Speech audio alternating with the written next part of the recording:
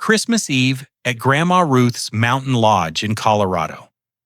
I arrived with my 5-year-old son, Danny, after a brutal divorce year. My mother, Sarah, peered through the door with ice-cold eyes and delivered the crushing blow. "Go home. There's no room left." My heart shattered watching Danny's confused face as we were turned away from family Christmas. Driving down the snowy mountain road in defeated silence, my phone rang.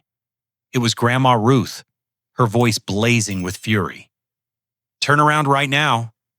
Something explosive was about to unfold.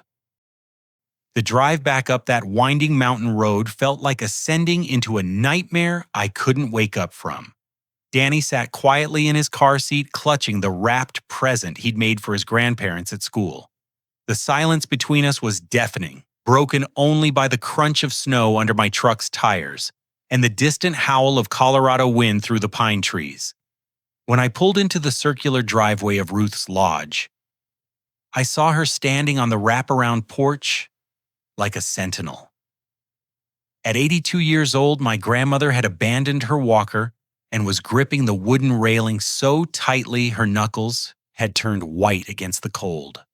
Her silver hair whipped around her face as she waited for us, and even from 30 feet away, I could see the fire burning in her pale blue eyes. "Trevor, get that boy out of that truck and bring him inside this instant."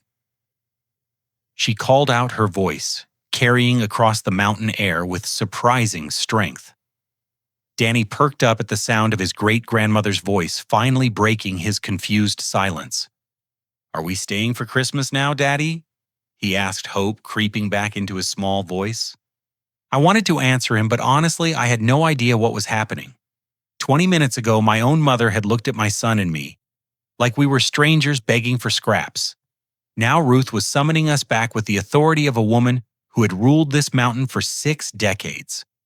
As I helped Danny out of his car seat, Ruth descended the porch steps with careful but determined movements. She wore her traditional Christmas Eve outfit, a deep red wool sweater decorated with hand-embroidered snowflakes, and her late husband's old leather boots that she claimed brought her luck. Her face was flushed with cold, and something else entirely.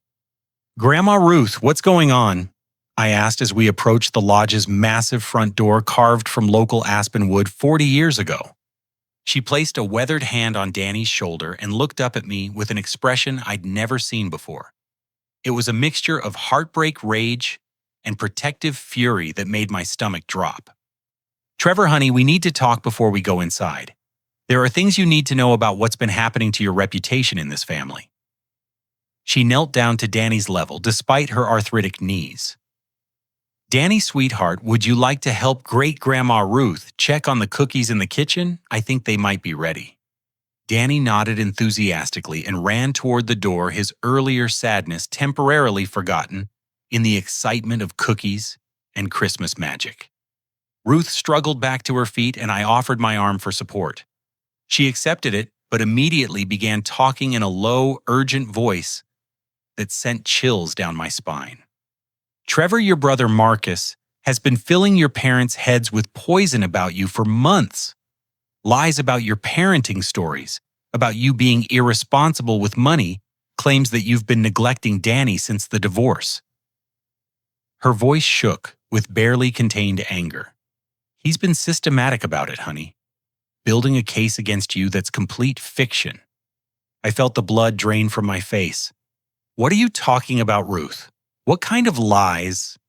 She pulled out her smartphone, which always looked comically large in her small hands, and scrolled through a series of text messages. The screen was filled with conversations between her and my parents, and as she showed me the messages, I felt my world begin to crumble. "Look at this one from 3 weeks ago," she said, pointing to a message from my mother. "Sarah texting me that Marcus showed them bank statements proving you haven't paid child support in 6 months." Ruth's eyes flashed with indignation. "I know that's nonsense because I've seen your bank records, Trevor.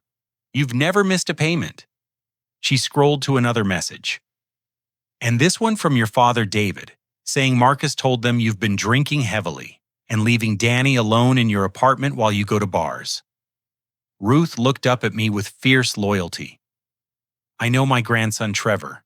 You've barely touched alcohol since your divorce, and you'd never endanger that child. My hands started trembling as the scope of Marcus's betrayal became clear. Why would he do this? What does he gain from turning everyone against me? Ruth's expression darkened further. Keep listening, honey, because it gets worse. She scrolled to a more recent conversation. Yesterday morning, Marcus convinced your parents that you were planning to bring Danny here tonight and then disappear, leaving him for us to raise, while you ran off to avoid your responsibilities. The accusation hit me like a physical blow. After everything I'd been through in the past year, fighting for custody, rebuilding my life after divorce, working overtime to provide stability for Danny, my own brother had painted me as an abandoning father. That's why Sarah turned you away tonight, Ruth continued. Marcus convinced them you were using Christmas as an opportunity to dump Danny on the family and vanish. He said you'd been planning it for weeks. I leaned against the porch railing, feeling dizzy with the revelation. Through the lodge's large windows, I could see warm light spilling from the great room where my family was gathered. My parents, my aunt and uncle, several cousins, and somewhere in that mix was Marcus probably congratulating himself on successfully keeping me away from Christmas dinner. Ruth, I don't understand. Marcus and I had our differences growing up, but nothing that would justify this level of... I struggled to find words for what my brother had done. Manipulation, Ruth finished firmly. Trevor, I've been watching this unfold for months, documenting everything because something felt wrong. Marcus has been visiting your parents weekly, filling their ears with stories about your alleged failures as a father and as a man. She showed me another series of messages. Look at these texts he sent to Sarah last month. The messages were devastating. Marcus had written detailed accounts of supposedly witnessing me losing my temper with Danny, descriptions of my apartment being messy and unsuitable for a child, claims that Danny had told him he was afraid of me. Every single word was a complete fabrication, but they were written with such specific detail that I could understand how my parents might believe them. He's been poisoning them against you systematically. Ruth said, her voice growing stronger with each word. Building a narrative that you're an unfit father who can't be trusted with Danny's well-being. As the full scope of Marcus's campaign against me sank in, I felt something shift inside me. The hurt and confusion I'd felt when my mother turned us away began transforming into something harder and more focused. This wasn't just family drama or holiday stress. This was deliberate, calculated destruction of my relationship with my son's grandparents. There's more, Trevor, Ruth said quietly. Much more. And when you hear the rest of it, you're going to understand that what happened tonight wasn't the end of Marcus's plan. It was just the beginning. She opened the front door, and the sounds of family Christmas spilled out onto the porch, laughter, conversation, the clink of glasses, and somewhere underneath it, all the sound of my son's giggle, as someone entertained him in the kitchen. Are you ready to go in there and confront this? Ruth asked, her hand on my arm. I looked at my grandmother, this fierce woman who had apparently been fighting for me when I didn't even know I was under attack. What exactly are we walking into? Ruth's smile was sharp as a winter wind. We're walking into the moment your family learns the truth about what Marcus has really been doing. And Trevor, honey, once they understand the full scope of his lies, Christmas Eve is going to become a night they'll never forget. Ruth led me through the lodge's entryway past the massive stone fireplace where stockings hung from the mantel, and the 20-foot Christmas tree dominated the corner of the great room. The familiar scents of pine cinnamon and roasting turkey should have felt like home, but instead, they reminded me of everything I thought I'd lost tonight. The conversation in the living room stopped abruptly when Ruth and I appeared in the doorway. My parents were seated on the leather sectional sofa, my father David holding a glass of red wine, and my mother Sarah clutching a tissue. My Aunt Linda and Uncle Robert occupied the matching chairs near the fireplace, while several cousins were scattered around the room. And there, standing near the bar cart like he owned the place, was my brother Marcus. At 35, Marcus had always been the golden child. Tonight, he wore an expensive navy sweater and perfectly pressed khakis, his dark hair styled, just so presenting the image of success and responsibility that had always come so easily to him. When he saw me enter behind Ruth, his confident expression faltered for just a moment before he recovered with a concerned frown. "Trevor, what are you doing here?" Marcus asked, his voice carrying just the right note of worried confusion. "I thought Mom explained that we're at capacity tonight." "Sit down, Marcus," Ruth commanded with surprising authority. "Everyone sit down. We're having a family meeting right now." Sarah looked between Ruth and me with obvious distress. "Mom, we've already been through this. Trevor can't just show up expecting us to accommodate him when he didn't confirm his plans." "Sarah Marie," I said, "sit down and be quiet." Ruth's use of my mother's full name sent a clear message that this wasn't a discussion. "Trevor, take a seat next to me on the ottoman. Everyone else gather around because what I'm about to say concerns this entire family." As we arranged ourselves in a circle, I noticed Marcus positioning himself strategically near the hallway, as if preparing for a quick exit. His girlfriend Linda sat beside him, her usual warm smile, replaced by nervous fidgeting with her jewelry. Ruth reached into her sweater pocket and pulled out a small digital recorder, placing it on the coffee table, with deliberate ceremony.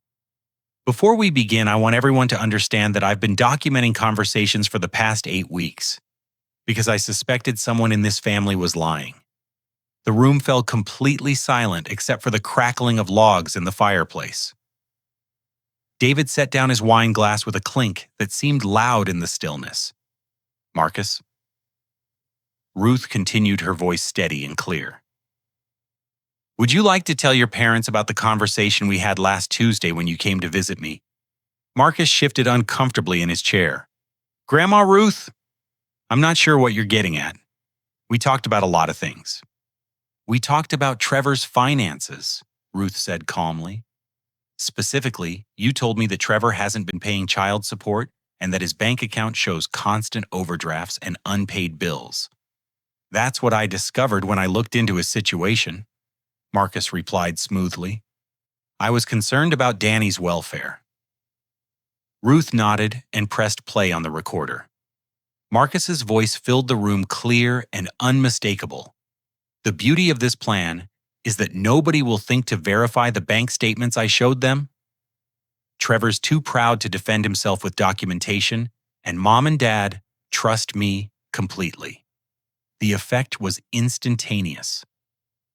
Sarah gasped and covered her mouth with her hand. David leaned forward with a look of confusion and growing anger. Marcus went pale and started to stand, but Ruth held up a hand. "Stay seated, Marcus. We're just getting started." She stopped the recording and pulled out a manila folder. "These are Trevor's actual bank statements for the past year, which he provided to me 3 months ago when I asked to see them."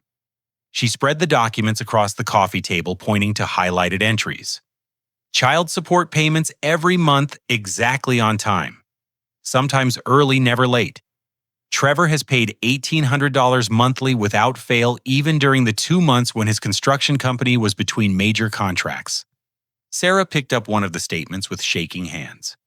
"But Marcus showed us bank records that proved—" "Marcus showed you forgeries," Ruth interrupted.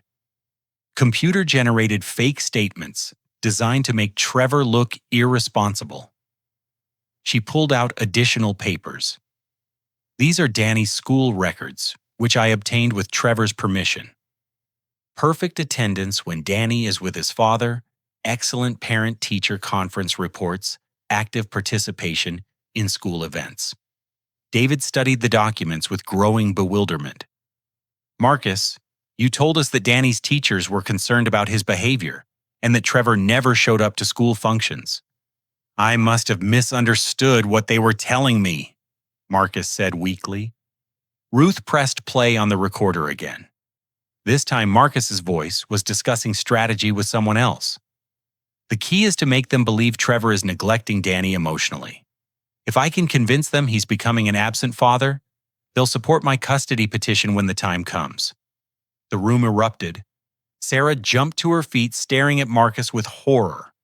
Custody petition? What custody petition? Marcus, what the hell is going on here? David demanded, his face flushing red. But Ruth wasn't finished. She produced her smartphone and began reading from a series of text messages. These are conversations between Marcus and his girlfriend Linda about their plan to gain custody of Danny. Linda tried to interrupt, but Ruth continued reading. Marcus, texting Linda on November 15th. Once I establish Trevor as unfit, getting custody of Danny will be simple. With the inheritance money from Grandma's estate, we can provide a stable home environment that no court will question. The words hit the room like an explosion. Robert stood up abruptly, nearly knocking over his chair. Are you talking about getting custody of Trevor's son to access Mom's inheritance? Ruth nodded grimly. It gets worse, Robert. Much worse. She turned to the next page of text messages. Marcus to Linda, November 22nd. The private investigator I hired will provide documentation that Trevor is mentally unstable and financially irresponsible. Between the fake evidence and the family testimony I'm cultivating, we'll have an airtight case. I felt like I was watching my family disintegrate in real time. Marcus had hired a private investigator to manufacture evidence against me. He had spent months systematically destroying my reputation with our parents to build a custody case designed to steal my son and claim Ruth's inheritance. You hired a private investigator to spy on Trevor. Sarah's voice was barely a whisper. Marcus finally found his voice, but it came out as desperate damage control. You don't understand the full context of those messages. I was trying to protect Danny from a potentially unstable situation. Unstable situation. I spoke for the first time since entering the room, my voice controlled despite the rage building inside me. Marcus, what situation exactly did you think you were protecting Danny from? Trevor, you've been struggling since the divorce. Everyone can see that you're overwhelmed trying to balance work and single parenting. I thought Danny might benefit from a more structured environment. Ruth held up her hand for silence and pressed play on the recorder one final time. The conversation that emerged made everyone in the room freeze with shock. Marcus's voice was talking to Linda. The plan is working perfectly. Mom actually suggested that maybe Trevor should consider giving me temporary custody until he gets his life together. Once I have legal custody, Trevor will never get Danny back. And with Danny living with us, Ruth will modify her will to ensure we inherit the lodge and her savings. It's a perfect solution that eliminates Trevor from the family equation permanently. The silence that followed was deafening. Sarah sank back onto the sofa as if her legs could no longer support her weight. David stared at his younger son with an expression of complete disbelief. Linda buried her face in her hands. But the most devastating part was still coming. Ruth looked directly at Sarah with eyes full of disappointment and sadness. Sarah, there's something else you need to know about your participation in this scheme. My mother looked up with confusion and growing dread. What do you mean, my participation? Ruth pulled out a legal document from her folder. Marcus brought you papers to sign 3 weeks ago, telling you they were insurance forms for Danny's medical coverage. Do you remember signing them? Sarah nodded slowly. Yes, but they were just insurance papers. They weren't insurance papers, Sarah. They were custody modification requests that you signed as Danny's grandmother, supporting Marcus's petition to gain legal guardianship.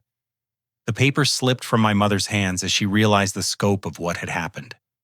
Oh my God, what have I done? Marcus finally snapped under the pressure. Fine. Yes, I've been planning to get custody of Danny, but not for the money. For his own good, Trevor can't provide the stability that child needs. What stability? I stood up, my control finally breaking. I have a steady job, a clean apartment, consistent child support payments, and a relationship with my son based on love and respect. What stability are you talking about, Marcus? You're a divorced construction worker living paycheck to paycheck? Marcus shot back. I can give Danny opportunities you'll never provide with stolen inheritance money. Ruth said quietly, but her words carried across the room like thunder.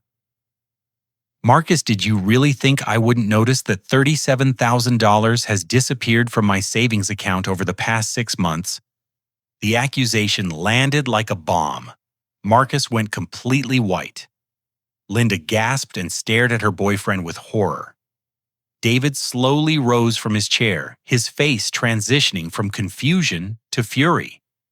Are you telling me that you've been stealing from your own grandmother to fund this custody scheme? David's voice was dangerously low. Ruth nodded. Bank records show systematic withdrawals always just under the reporting limit, always signed with forged authorization forms. The money has been used to pay for legal consultations, private investigator fees, and fabricated evidence against Trevor.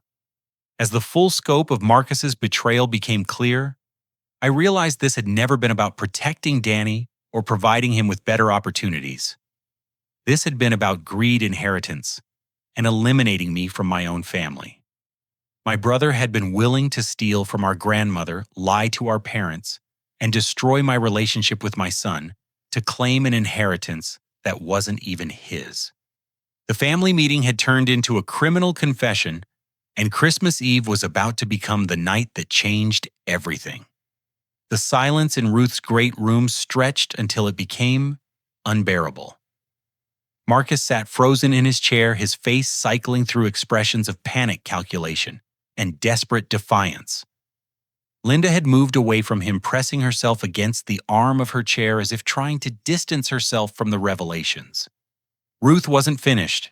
She pulled out a thick folder I hadn't noticed before, labeled with official-looking tabs, and organized with the precision of someone who had spent decades managing complex financial records.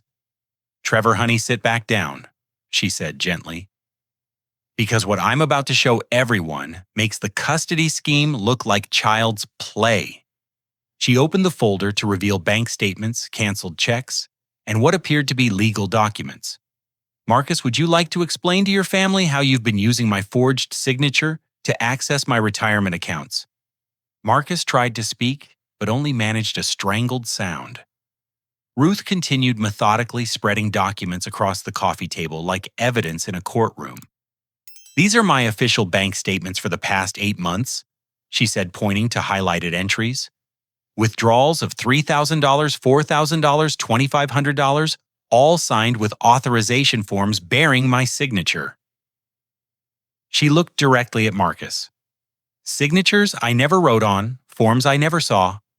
David picked up one of the authorization forms, studying the signature with a banker's eye for detail. After 30 years working in finance, he could spot discrepancies that others might miss. Mom, this signature looks legitimate to me. Well, that's because Marcus has been practicing, Ruth replied calmly. Show them, Marcus. Show them the notebook you've been using to perfect my handwriting. Marcus finally found his voice, but it came out as a hoarse whisper. I don't know what you're talking about. Ruth reached into her pocket and pulled out a small spiral notebook. I found this in your truck last week when you asked me to get your sunglasses from the glove compartment. She opened it to reveal page after page of Ruth's signature, practiced in different variations, along with copies of her typical phrasing for financial authorizations. Sarah took the notebook with trembling hands, flipping through pages of her son's calculated preparation for fraud. Marcus, how long have you been planning this? Let me answer that, Ruth said, pulling out another document. This is a consultation agreement with Mountain View Legal Services dated 6 months ago. Marcus paid them $1,500 to research the process for gaining emergency custody of a minor child whose father is deemed unfit. She laid out additional papers, This is a contract with Denver Investigation Services for $2,200 to conduct surveillance and background research on a subject named Trevor Walsh. Ruth's eyes found mine. That subject is you, Trevor. The room felt like it was spinning. I had been going about my daily life working, caring for Danny, rebuilding after my divorce, while my own brother was conducting a professional campaign to destroy me. The surveillance included photographing your apartment building, documenting your daily routines, identifying your coworkers and friends, and attempting to gather evidence of irresponsible behavior, Ruth continued. When they couldn't find any actual evidence of neglect or irresponsibility, Marcus paid them an additional $3,000 to create fabricated reports. Linda suddenly spoke up, her voice shaking. Marcus, you told me that money came from your business profits. Ruth turned to Linda with an expression that mixed pity with disappointment. Linda, dear, Marcus's business has been failing for over a year. His construction company owes suppliers $43,000 in unpaid invoices. The money he's been spending came from my retirement fund. She pulled out a different set of documents. These are Marcus's business financial records, which I obtained through a mutual associate who was concerned about unpaid bills. The papers showed a company hemorrhaging money with debts mounting and contracts being canceled due to poor performance. Marcus has been using my stolen money to keep his business afloat while simultaneously funding his campaign against Trevor, Ruth explained. But it gets worse than simple theft. David was studying the financial documents with professional attention. Mom, these withdrawal patterns suggest systematic embezzlement. This isn't desperate borrowing. This is planned financial fraud. Ruth nodded. The investigation I conducted revealed that Marcus has been forging my signature for 8 months, but he's also been using my identity for other financial transactions. She showed us credit card applications and loan documents. He opened credit accounts in my name, used my property as collateral for business loans, and established a line of credit against my lodge without my knowledge. The implications hit me like a physical blow. Ruth, does this mean your home is at risk? 3 different lenders have claims against this property totaling $68,000, she confirmed. Marcus used forged documents to secure loans claiming I was voluntarily helping fund his construction business expansion. Sarah had gone completely pale. Marcus, you've put your grandmother's home in jeopardy. I was going to pay it all back, Marcus finally exploded. The business was just going through a rough patch. Once I got custody of Danny and access to the inheritance, I could have resolved everything. His confession filled the room like poison gas. He had just admitted that stealing my son was part of his financial recovery plan. Ruth pulled out one final document that made everyone lean forward to see it. This is the most disturbing part of Marcus's scheme. It's a will modification proposal that he had prepared by his lawyer. The document outlined changes to Ruth's estate plan that would designate Marcus and Linda as Danny's legal guardians in the event of my incapacitation or death, with full access to inheritance funds for Danny's care. Incapacitation or death, Robert repeated slowly. Marcus, what exactly were you planning to do to Trevor? Marcus was shaking now, trapped by his own admissions and the evidence Ruth had methodically gathered. I wasn't planning anything violent. The lawyer said those were standard legal terms. The lawyer you paid with my stolen money to research how to eliminate Trevor from inheritance consideration, Ruth added quietly. Linda stood up abruptly, staring at Marcus with horror and revulsion. You've been planning to steal from your grandmother and destroy your brother's life for months, and you've been lying to me about everything. She turned to Ruth with tears in her eyes. Mrs. Walsh, I had no idea Marcus was doing any of this. He told me he was concerned about Danny's welfare and that Trevor was struggling financially. I never would have supported this if I knew he was committing crimes. Ruth's expression softened slightly. Linda, I believe you were manipulated just like everyone else. But there's something you need to know about your own involvement. Linda froze. What do you mean? Ruth pulled out phone records. Marcus had you call Child Protective Services twice to report concerns about Trevor's parenting. Do you remember making those calls? Linda nodded slowly. He said Danny had mentioned being scared and hungry when he stayed with Trevor. I thought I was protecting a child. Those reports are now part of an official investigation file, Ruth explained. False reporting to CPS is a criminal offense. Marcus used you to create an official paper trail supporting his custody petition. The room was completely silent as everyone absorbed the full scope of Marcus's manipulation. He had turned family members into unknowing accomplices, stolen from his elderly grandmother, hired professionals to fabricate evidence, and created legal complications that could take years to resolve. But Ruth had one more revelation that would change everything. There's something else everyone needs to understand about this situation, she said, reaching for her phone. Marcus's plan was more comprehensive than anyone realized, and the consequences are about to become very real for all of us. She dialed a number and put the phone on speaker. After 2 rings, a professional voice answered, "Denver Investigation Services, this is Jake Morrison." "Jake, this is Ruth Walsh. Are you ready to tell my family what you discovered about Marcus's requests?" Morrison's voice filled the room through the phone speaker. "Mrs. Walsh, I'm prepared to explain everything. Is Trevor present?" "Yes, Jake. Trevor is here along with the entire family." Morrison's next words changed the trajectory of our entire evening. "Trevor, your brother, didn't just hire me to investigate you. He asked me to help him create evidence that would prove you're an unfit parent. When I refused to falsify reports, he offered to pay me an additional $10,000 to plant illegal substances in your apartment and photograph them as evidence of drug use." Marcus jumped to his feet as if he'd been electrocuted. "That's not true. I never asked him to plant anything." Morrison's voice continued calmly through the speaker. "I have recordings of our conversations, Marcus. I also have documentation showing you asked me to research methods for causing vehicle accidents that would appear accidental." The room exploded into chaos as everyone realized Marcus hadn't just been planning to steal Danny through legal manipulation.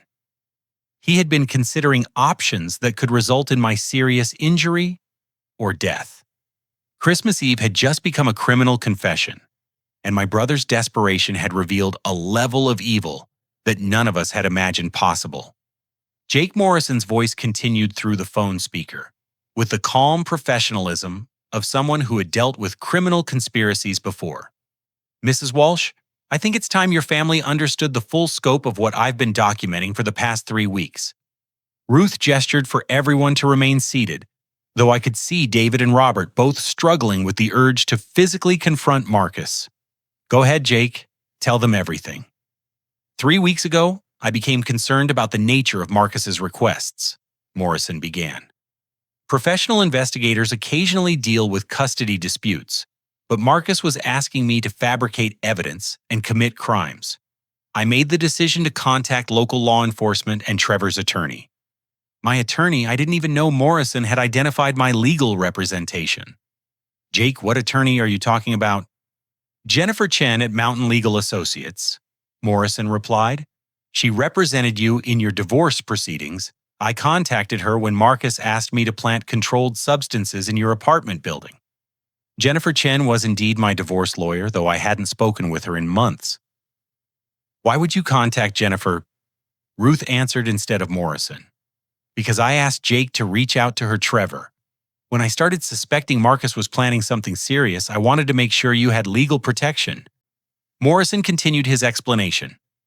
"Mrs. Chen has been working with federal investigators for 2 weeks now. Marcus's scheme crosses state lines and involves multiple federal crimes: wire fraud, elder abuse, identity theft, and conspiracy to commit kidnapping through false custody claims. Federal investigators." The situation was spiraling into territory I never could have imagined. Marcus had gone from family manipulation to federal criminal activity. The investigation expanded when we discovered Marcus was also embezzling from his own construction company. Morrison continued. He's been using his grandmother's stolen money to cover theft from client project funds. Several homeowners have filed complaints about incomplete work and missing materials. Sarah was crying openly now, clutching tissues and staring at her younger son with complete devastation. Marcus, how many people have you hurt? The current count includes 17 homeowners, 3 suppliers, 2 banks, and multiple family members, Morrison answered matter-of-factly. Marcus has created a complex web of financial fraud that affects dozens of people. David stood up and began pacing behind the sofa, his banking background helping him understand the scope of Marcus's crimes. Jake, are you saying that Marcus's construction business was essentially a Ponzi scheme funded by theft from his own grandmother? That's an accurate assessment, Morrison confirmed. Marcus was using new client deposits to pay previous client bills while simultaneously stealing from Mrs. Walsh to cover operating expenses and fund his conspiracy against Trevor. Ruth pulled out another folder I hadn't seen before. Jake provided me with copies of all the evidence 3 days ago. Marcus's crimes are documented with photographs, recordings, financial records, and witness statements. She opened the folder to reveal surveillance photos of Marcus, meeting with various people, copies of forged documents, and transcripts of recorded conversations. Jake, tell them about the recording you made of Marcus discussing his ultimate plan. Morrison's voice took on a more serious tone. Marcus told me that if legal custody manipulation failed, he was prepared to take more direct action to ensure Trevor was removed from the inheritance equation. He specifically discussed scenarios that would result in Trevor being declared mentally incompetent or physically incapacitated. The words hit the room like a bomb. Marcus hadn't just been planning financial fraud and custody theft. He had been contemplating violence. Marcus finally broke under the pressure, jumping to his feet with wild eyes. I never meant for anyone to get hurt. The business was supposed to recover. Everything was supposed to work out. By stealing from your grandmother and potentially hurting your brother. Robert demanded, his voice shaking with rage. I was desperate, Marcus shouted. Do you have any idea what happens to people who can't pay their debts to certain types of investors? The admission that Marcus owed money to dangerous people added another terrifying dimension to his desperation. Ruth looked at him with profound sadness. Marcus, who exactly do you owe money to? Morrison answered through the speaker. Federal investigators discovered that Marcus borrowed heavily from individuals connected to organized crime. His total debt to these sources exceeds $75,000, with interest compounding weekly. The room fell silent as everyone processed this information. Marcus hadn't just been greedy for inheritance money. He had been running for his life, willing to destroy his family to escape criminal debt collectors. The pressure from these debts is what drove Marcus to accelerate his timeline, Morrison continued. He needed access to substantial money quickly, which is why he escalated from simple manipulation to serious criminal activity. Linda had been sitting in stunned silence, but now she stood up and faced Marcus directly. How long have you been living with this debt? How long have you been planning to destroy Trevor and steal from your grandmother? Marcus collapsed back into his chair, his face buried in his hands. 8 months. Everything started falling apart 8 months ago, when the construction contracts dried up and the loan payments became impossible. Ruth's voice was gentle but firm. Marcus' help arrived 3 weeks ago when Jake contacted the authorities. Federal investigators have been working to protect this family and build a case that will put you in prison, where your creditors can't reach you. The revelation that Ruth had been working with federal investigators was almost as shocking as Marcus's crimes. My 82-year-old grandmother had been conducting a covert operation to save her family from her own grandson. Morrison provided the final piece of information that changed everything. Mrs. Walsh, are you ready to tell them about tomorrow's arrests? Tomorrow's arrests, David repeated. Ruth nodded slowly. Federal agents will be taking Marcus into custody tomorrow morning. The evidence against him is overwhelming, and several other people connected to his schemes are also being arrested. Marcus looked up with terror in his eyes. What other people? What? Morrison answered, your business partner, Gary Stevens, who helped you forge client contracts. Your accountant, Michelle Rodriguez, who created falsified financial statements. And Linda Patterson, who made false reports to child services under your direction. Linda gasped and stared at Marcus with complete horror. I'm being arrested for trying to protect a child based on lies you told me. The charges against you are less serious, Morrison clarified. Prosecutors are offering you a plea agreement in exchange for testimony against Marcus. Ruth closed the evidence folder and looked around the room at her family. Everyone needs to understand that tomorrow morning this situation becomes a federal criminal case. Marcus will likely face 15 to 20 years in prison, and everyone connected to his schemes will need legal representation. The weight of what was happening finally hit me fully. My brother hadn't just tried to steal my son and manipulate my family. He had created a criminal enterprise that was about to destroy multiple lives and send him to federal prison for decades. But Ruth had been 10 steps ahead of him the entire time, gathering evidence and working with investigators to ensure justice was served and the family was protected. There's one more thing, Ruth said quietly. Jake, tell them about the money recovery. Morrison's voice brightened slightly. Federal asset forfeiture laws will allow recovery of most stolen funds.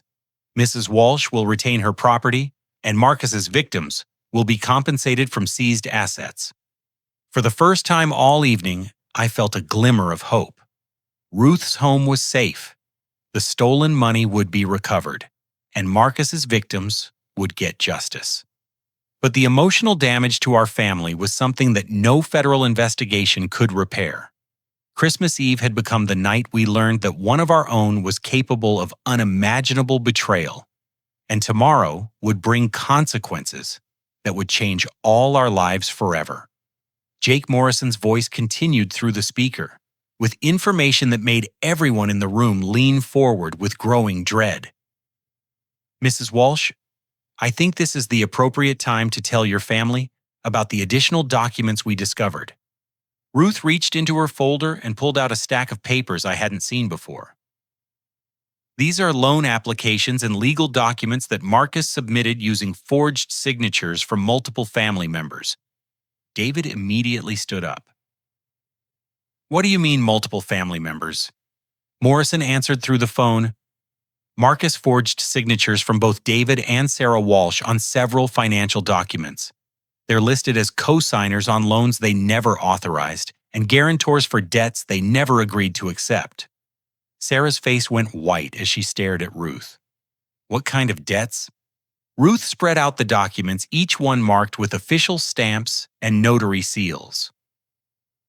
Marcus used your identities to secure a $40,000 business loan, a $25,000 line of credit, and a $15,000 equipment financing agreement. David studied the papers with the trained eye of someone who had spent decades in banking. These signatures look legitimate to me. How do you know they're forged? Because I was with both of you on the dates these documents were supposedly signed, Ruth replied. David, this loan application is dated November 3rd, the day you and Sarah were in Denver for your wedding anniversary dinner. I have photos of us together that evening. She pulled out her phone and showed pictures of the three of them at a restaurant clearly taken on the date in question. Marcus couldn't have been with you to witness these signatures because he was supposed to be working late at a construction site in Boulder. Morrison added through the speaker. We verified that Marcus was actually meeting with his accountant that evening, working on falsifying business records to support these loan applications. Sarah picked up one of the loan documents with shaking hands. I never signed this. I've never even seen this paperwork before tonight. The forgeries are sophisticated, Morrison continued. Marcus had access to your signatures from family documents, birthday cards, and other sources. He practiced extensively and used high-quality reproduction techniques. Robert was examining another document with growing anger. Are you saying that David and Sarah are legally responsible for loans they never took out? Potentially yes, Morrison confirmed. Financial institutions have already begun collection procedures. Without legal intervention, David and Sarah could face garnished wages, seized assets, and damaged credit ratings. The room erupted into chaos as everyone realized the scope of Marcus's betrayal extended far beyond theft from Ruth. He had destroyed his parents' financial security and potentially ruined their retirement plans. Marcus, how could you do this to your own parents? David's voice was barely controlled. We trusted you with access to our personal information for emergency purposes. Marcus remained slumped in his chair, no longer attempting to defend his actions. I needed collateral for the loans. The businesses I owed money to were getting impatient. Ruth pulled out additional documents. It gets worse, David. Marcus also used your identity to apply for credit cards and establish utility accounts for properties he was flipping. She showed them credit card statements for accounts David had never opened with charges totaling over $12,000. These cards were used to purchase construction materials that Marcus then sold to pay his personal debts. Morrison's voice provided additional devastating information. Marcus created an entire financial identity using his parents' information. He rented storage units, opened bank accounts, and established business relationships that all trace back to David and Sarah Walsh. Sarah was crying openly now. Our credit is ruined, isn't it? 30 years of careful financial planning destroyed by our own son. The federal investigation will help clear your credit and establish that you're victims of identity theft, Morrison assured her.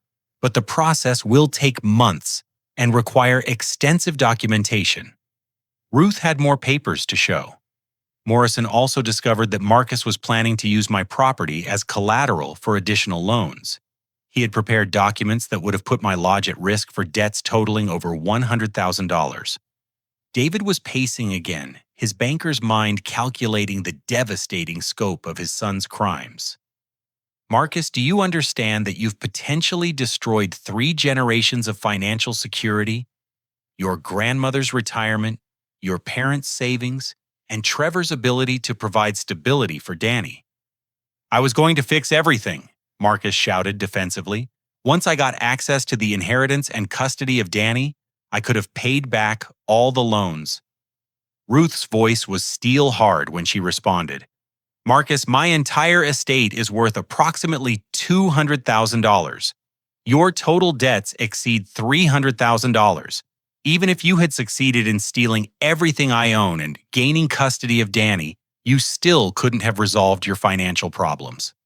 Morrison provided the final piece of information that demonstrated the futility of Marcus's scheme. Financial analysis shows that Marcus was borrowing money to pay interest on previous loans while creating new debts to cover living expenses. His plan was mathematically impossible from the beginning.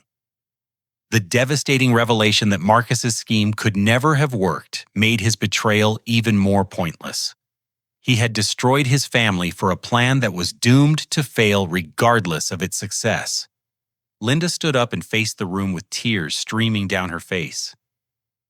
I need everyone to know that I had no idea Marcus was committing these crimes. I believed his stories about Trevor being irresponsible and Danny needing protection. Ruth's expression softened slightly. Linda Morrison's investigation confirmed that you were manipulated just like everyone else. Your charges will likely be reduced in exchange for your cooperation. But I still made those calls to child services, Linda said. I still participated in trying to take Danny away from Trevor based on lies. I looked at Linda and realized she was another victim of Marcus's manipulation. Linda, I don't blame you for believing someone you trusted. Marcus fooled all of us. Morrison's voice provided one final revelation. There's something else the family needs to understand about the timeline of these crimes. Marcus began planning this scheme immediately after Mrs. Walsh mentioned updating her will to include provisions for Danny's education. Ruth nodded sadly. I told Marcus 6 months ago that I was planning to establish a college fund for Danny in my will. That conversation triggered his decision to destroy Trevor and claim custody of Danny for financial purposes. The realization that Ruth's generous intentions toward Danny had motivated Marcus's campaign against me was almost too painful to process. My grandmother's love for her great-grandson had inadvertently created the motive for my brother's criminal conspiracy. But as devastating as these revelations were, I was beginning to understand that Ruth had been protecting our family throughout Marcus's entire scheme. Her cooperation with federal investigators ensured that we would survive his betrayal with legal and financial protection. Tomorrow would bring arrests and the beginning of a long legal process, but tonight was the moment our family finally understood the full scope of what Marcus had done and began the process of rebuilding trust and security. Christmas Eve had become a night of reckoning that would define our relationships for years to come. Ruth set down her phone and looked around the room at the faces of her family, each person processing the devastating scope of Marcus's crimes in their own way. But her expression wasn't one of defeat or despair. Instead, she radiated the quiet satisfaction of someone who had been planning for this moment for weeks. "Before we go any further," Ruth said, reaching into a different pocket of her sweater, "there's something important everyone needs to understand about my involvement in this investigation." She pulled out a small device that looked like a hearing aid, but was clearly something more sophisticated. "This is a wireless recording device that I've been wearing for the past month on the advice of federal investigators." David stared at the device with amazement. "Mom, are you telling us that you've been working undercover for the FBI?" Ruth smiled for the first time all evening. "Not exactly undercover, David. But yes, I've been cooperating with federal authorities since early November, when I contacted my old friend Judge Patricia Wells about my suspicions regarding Marcus." She produced another folder, this one marked with official federal letterhead. "Patricia connected me with Agent Robert Martinez from the Denver Financial Crimes Division.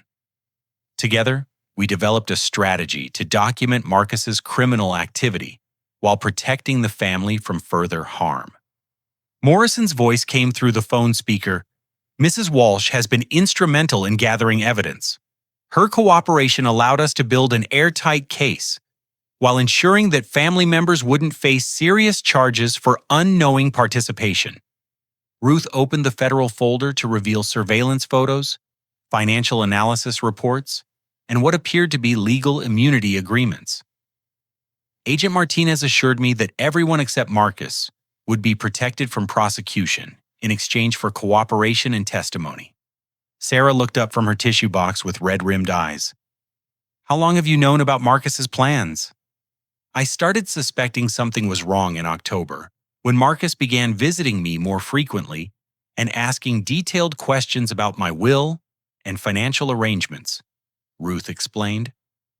"When he started telling me stories about Trevor's supposed irresponsibility, I knew something was seriously wrong because I had first-hand knowledge of Trevor's character and stability."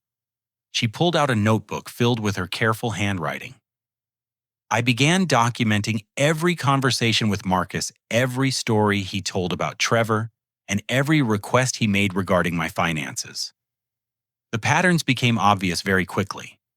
Ruth flipped through pages of detailed notes, showing dates, times, and summaries of Marcus's lies and manipulations. By early November, I had documented 17 separate false claims about Trevor's parenting, 12 requests for access to my financial accounts, and multiple suggestions that I should modify my will to reflect concerns about Trevor's stability. Morrison added through the speaker, "Mrs. Walsh's documentation provided the foundation for our investigation. Her detailed records allowed us to verify information and build a timeline of criminal activity." Ruth turned to another section of her notebook. But the most concerning development was when Marcus began asking me about the legal process for emergency custody situations and how quickly wills could be modified in cases of family crisis. She looked directly at Marcus, who had remained silent and motionless throughout these revelations. When you asked me whether I thought Trevor might be better off without the responsibility of raising Danny, I knew you were planning something terrible. David was studying the federal documents with professional interest. Mom, these immunity agreements are dated 3 weeks ago. How long has this federal investigation been active? Agent Martinez had apparently joined the call because a new voice came through the speaker. This is Agent Martinez with the Denver Financial Crimes Division. Mrs. Walsh contacted us 6 weeks ago through Judge Wells. Our investigation has been comprehensive and extends beyond Marcus's crimes against his family. Ruth produced another set of documents. Robert, the investigation discovered that Marcus's construction company was connected to a larger financial fraud scheme involving multiple contractors and suppliers throughout Colorado. Agent Martinez continued, Marcus Walsh is one of 17 individuals we're arresting tomorrow in connection with construction fraud, elder abuse, and organized financial crime. His case is part of a larger federal investigation into predatory lending and contractor fraud targeting elderly property owners. The scope of the investigation was staggering. Marcus hadn't just been stealing from his family, he had been part of a criminal network that targeted vulnerable elderly people throughout the region. The evidence against Marcus includes recorded confessions, forged documents, witness testimony, and financial records documenting systematic theft and fraud, Agent Martinez explained. His cooperation in providing information about the larger criminal network could reduce his sentence, but he's still facing 15 to 20 years in federal prison. Ruth turned to me with an expression of profound relief and vindication. Trevor, I want you to know that throughout this entire investigation, every piece of evidence we gathered confirmed your innocence and demonstrated your excellent character as a father and as a man. She pulled out character reference letters that I didn't know existed. Agent Martinez interviewed your employers, Danny's teachers, your neighbors, and multiple other people who could speak to your reputation and stability. Every single person praised your integrity, work ethic, and dedication as a parent. Morrison added through the speaker, the contrast between the reality of Trevor's character and Marcus's false allegations was so stark that it actually helped us identify the scope of Marcus's manipulation and criminal planning. Agent Martinez provided additional vindication. Trevor, your financial records, parenting documentation, and personal reputation were so obviously inconsistent with Marcus's claims that his lies became evidence of criminal conspiracy rather than legitimate concerns about child welfare. I felt a weight lifting from my shoulders that I hadn't even realized I was carrying. For months, I had been fighting against a vague sense that something was wrong in my family relationships, not knowing that my brother was conducting a systematic campaign to destroy my reputation. Ruth reached over and took my hand. Trevor, honey, I need you to understand that I never doubted you for a moment. Every instinct I had told me that Marcus was lying, and every piece of evidence we gathered proved that you are exactly the man and father I've always known you to be. Agent Martinez provided the final piece of vindication. Tomorrow's arrests will include Marcus Walsh, his business partner Gary Stevens, accountant Michelle Rodriguez, and several other individuals connected to the construction fraud scheme. Linda Patterson will be released after providing testimony and will face minimal charges. Ruth looked around the room at her family. The federal investigation ensures that all stolen money will be recovered, all fraudulent debts will be invalidated, and all family members will be protected from Marcus's criminal activity. She pulled out one final document that made everyone lean forward. This is a federal asset protection order that preserves my property, reverses the fraudulent loans, and provides restitution for all of Marcus's victims. David studied the document with amazement. Mom, this means that Marcus's crimes won't result in any permanent financial damage to the family. That's correct, Agent Martinez confirmed. Federal asset forfeiture laws allow us to recover stolen funds and compensate victims. Mrs. Walsh will retain her property, and savings David and Sarah's credit will be restored, and Trevor's reputation will be officially vindicated. As the full scope of Ruth's strategic cooperation with federal investigators became clear, I realized that my grandmother had not only exposed Marcus's crimes, but had ensured that justice would be served while protecting everyone else in the family.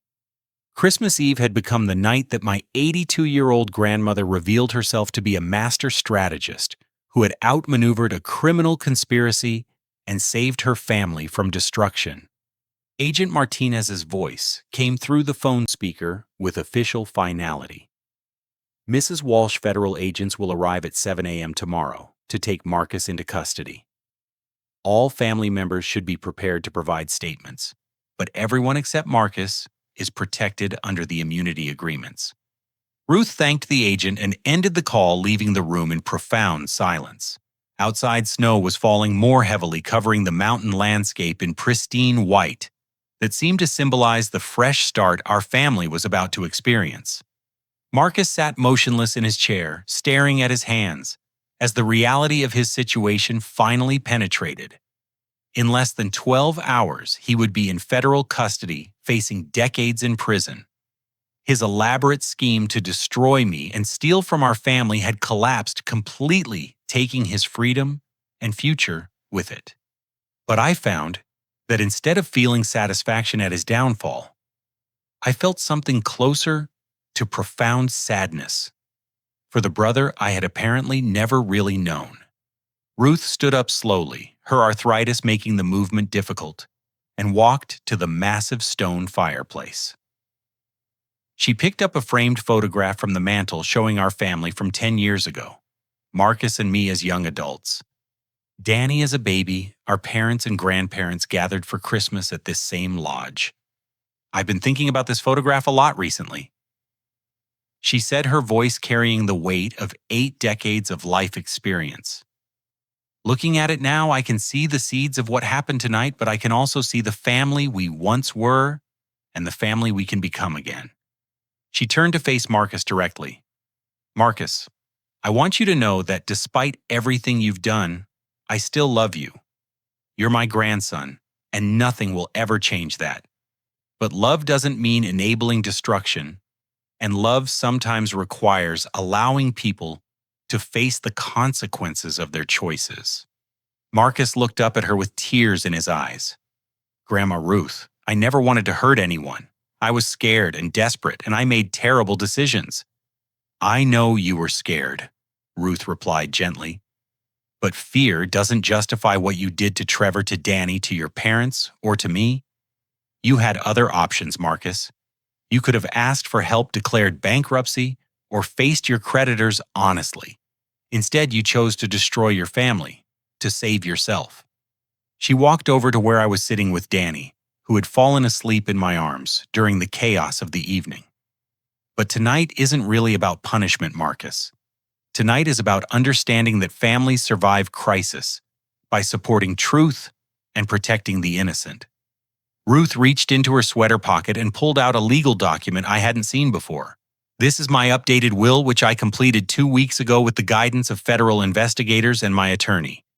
She opened the document and began reading, I, Ruth Margaret Walsh, being of sound mind and body, hereby designate my grandson Trevor Walsh as the primary inheritor of my property, savings, and personal effects, with provisions for the establishment of an educational trust fund for my great-grandson Daniel Walsh.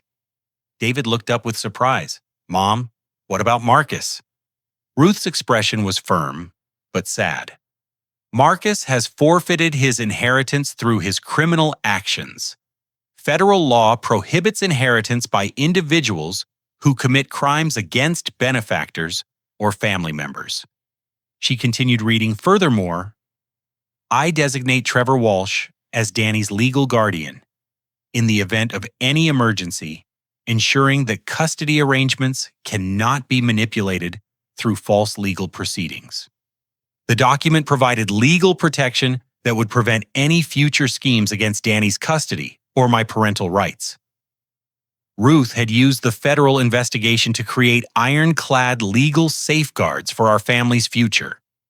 Trevor, Ruth said, sitting down beside me, I want you to understand that this inheritance isn't just about money or property. It's about ensuring that you and Danny have security, stability, and protection from anyone who might try to harm your family in the future. Sarah stood up and walked over to us. Her face streaked with tears, but her expression determined. Trevor, I owe you an enormous apology. I allowed Marcus to poison my mind against you, and I nearly destroyed my relationship with my son and grandson because I was too trusting and too naive. She knelt down beside Danny's sleeping form. I want to be a real grandmother to this beautiful child, and I want to rebuild the relationship with you that Marcus tried to destroy. David joined her, placing a hand on my shoulder. Son, I've spent 30 years in banking learning to identify fraud and manipulation, and I completely failed to recognize that my own child was systematically deceiving me. I'm ashamed that I believed Marcus's lies about you. He looked at Danny with obvious love and regret. I've missed months of my grandson's life because I allowed myself to be manipulated. If you'll let us, your mother and I want to be the grandparents Danny deserves. I looked at my parents, seeing genuine remorse and understanding in their expressions. I forgive you both. Marcus was convincing because he used your love for Danny against you. But what matters now is that we move forward as a family. Ruth reached over and gently touched Danny's hair. This little boy is going to grow up knowing that his family fought for truth and protected him from people who would have used him for selfish purposes. She pulled out one more document. I've also established a college trust fund for Danny using money recovered from Marcus's thefts. By the time he's 18, there will be enough money to pay for any education he chooses to pursue. Linda, who had been sitting quietly during our family reconciliation, stood up and faced Marcus one final time. I can't be part of your life anymore, Marcus. What you did to Trevor, to Danny, to your entire family is unforgivable. She turned to me with tears in her eyes. Trevor, I'm sorry for the calls I made to child services.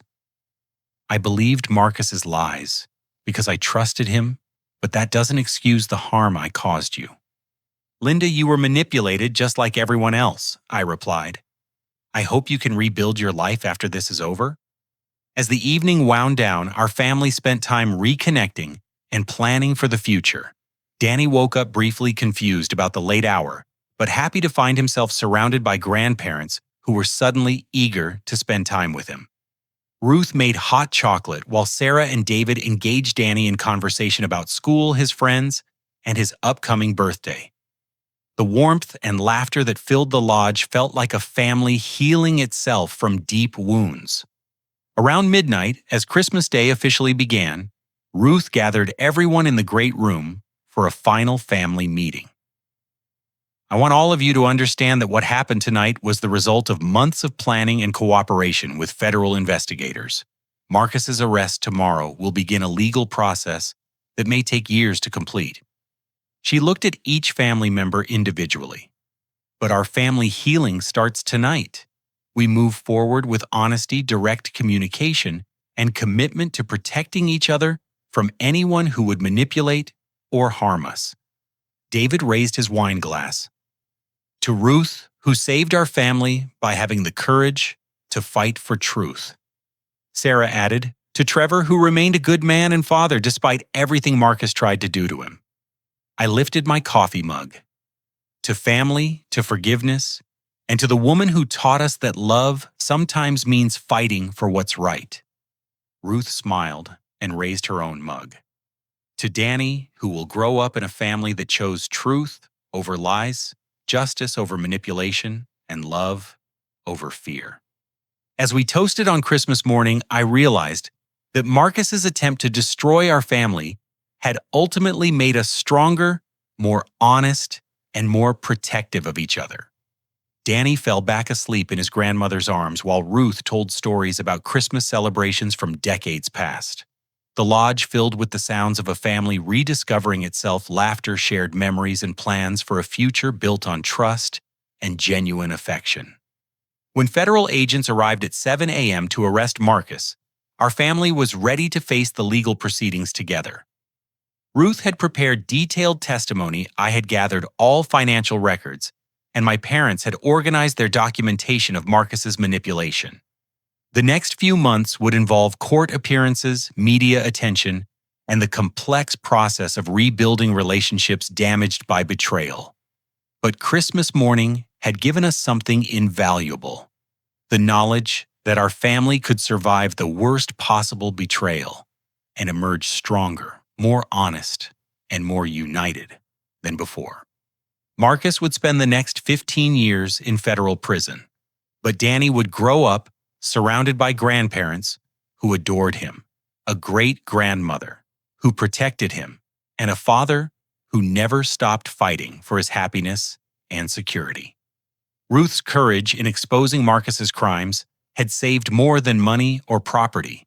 She had saved our family's future, ensuring that Danny would inherit love, stability, and the knowledge that truth and justice always triumph over lies and manipulation. As I tucked Danny into bed on Christmas morning, he looked up at me with sleepy eyes and asked, "Daddy, are we going to have Christmas at Great-Grandma Ruth's every year now?" "Yes, buddy," I replied, kissing his forehead. "Every year for as long as she'll have us." And as I watched my son drift back to sleep in the safety and warmth of his great-grandmother's mountain lodge, I understood that sometimes the most devastating betrayals can lead to the most profound blessings. Our family had learned that love isn't just about forgiveness and second chances. Sometimes love means having the courage to expose lies, fight for justice, and protect the innocent from people who would harm them. Christmas Day began with the knowledge that we would face the future together stronger and more united than we had ever been before. The greatest gift any family can receive isn't wealth or comfort. It's the knowledge that when crisis comes, the people who truly love you will fight for truth, protect your children, and choose justice over convenience. Ruth had given us that gift, and it was worth more than any inheritance could ever be. Have you ever had a family member whose lies nearly destroyed your relationships with people you love? How did you rebuild trust after discovering that someone close to you had been manipulating your family? I'd love to hear your thoughts and experiences in the comments below.